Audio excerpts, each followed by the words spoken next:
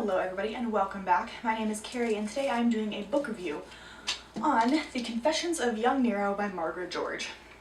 I gave this book I think a 4 or a 5 stars. I really enjoyed it. This book is an interesting book to review. Let me start with that because it's about Nero. Nero has been vilified as one of the worst emperors of ancient Rome that we know of. Him, Caligula, Commodus, and Elagabalus were some of the worst humans that we know of that have not been in the last 100 years. In the afterword, Margaret George says that she would like to almost rescue him from the notoriety that he is experiencing and has done for the last several thousand years. I think that's a very interesting way to look at Nero as somebody who took the throne at 16, whose uncle, I think, was Caligula, one of the worst and craziest, because honestly Caligula attacked the sea thinking he was attacking Poseidon. Really? Anyway. So it's not like Nero grew up in this loving, healthy home, but that said, it also doesn't excuse anything that he did. Killing his wife for his lover, who then became his wife and killed her, all sorts of problems. But this book starts with Nero at about 7 and then goes through the time he's, I think, 21 or 22. So it follows his life as his mother schemes to get him on the throne, which basically means she marries powerful men and then kills them to get her closer to power, and then marries more powerful men and kills them. Eventually he gets to the throne at the age of 16 and has to deal with the repercussions of that because there is another heir to the throne. He is married to his cousin who was adopted out to make it legal. It's very complex.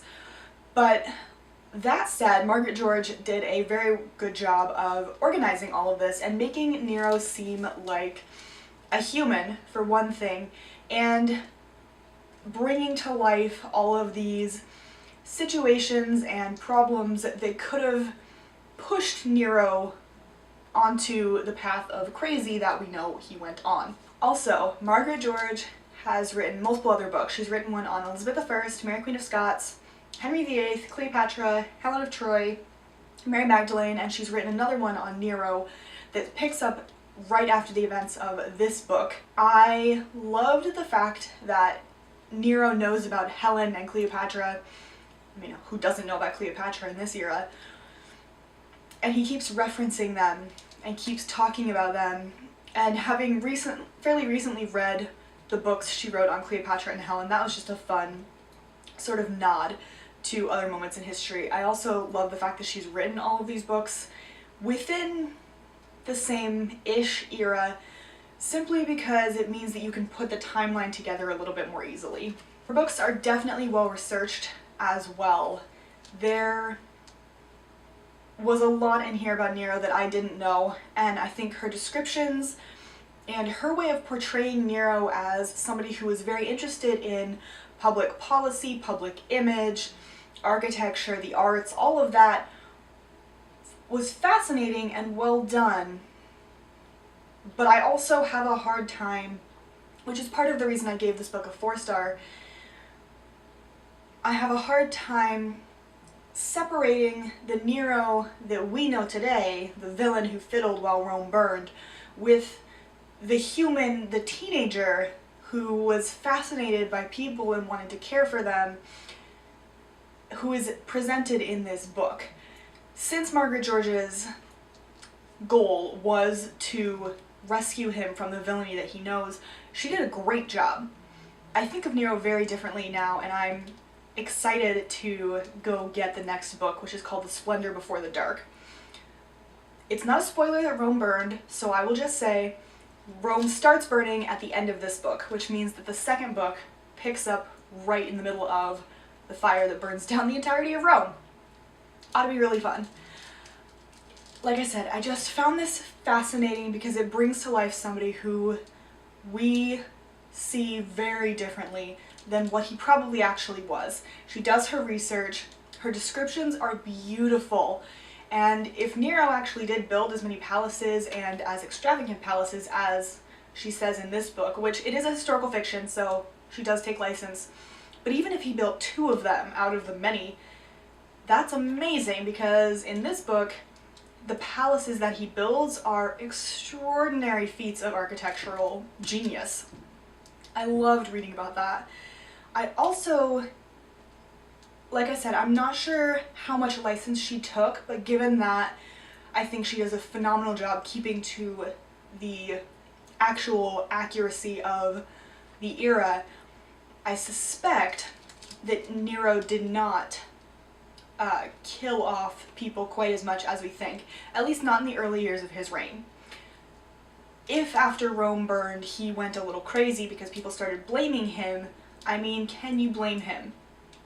But there's also an event at the end of this book that happens with his mother that I had a hard time, because like I said, I don't know anything about Nero, differentiating between real and fiction. I still don't know if he actually did that. I'm 96% sure he did kill his mother.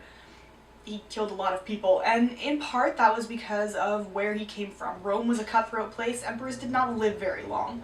A lot of them were killed by the Praetorian Guards. Really unfortunate. But all of that is to say, this is a fascinating book with a unique perspective on somebody that we enjoy to hate. And I think the character growth of Nero in this book is incredibly well done. She shows him from the age of 7 wanting to care and caring more about chariots and being in shape and being able to wrestle and loving Greek culture as a Roman, all the way through when he's 21 and he's trying to bring Greek culture into Roman life and make it acceptable, but he's fighting all of this backlash. And he's trying to change the way Romans see things from the heart of Roman society at the time, the emperor. It's fascinating to see how she portrays Nero. And at this point, she's mentioned a couple of histories written by Romans a century or so after Nero lived, and I'm very curious to read them, to see how they vilified Nero, and then we took it from there, and also to see if I can't figure out exactly who Nero was, because this makes me, well, curious. Anyway, that is my book review on the Confessions of Young Nero by Margaret George. I hope you enjoyed it, and I will see you in my next video. Bye.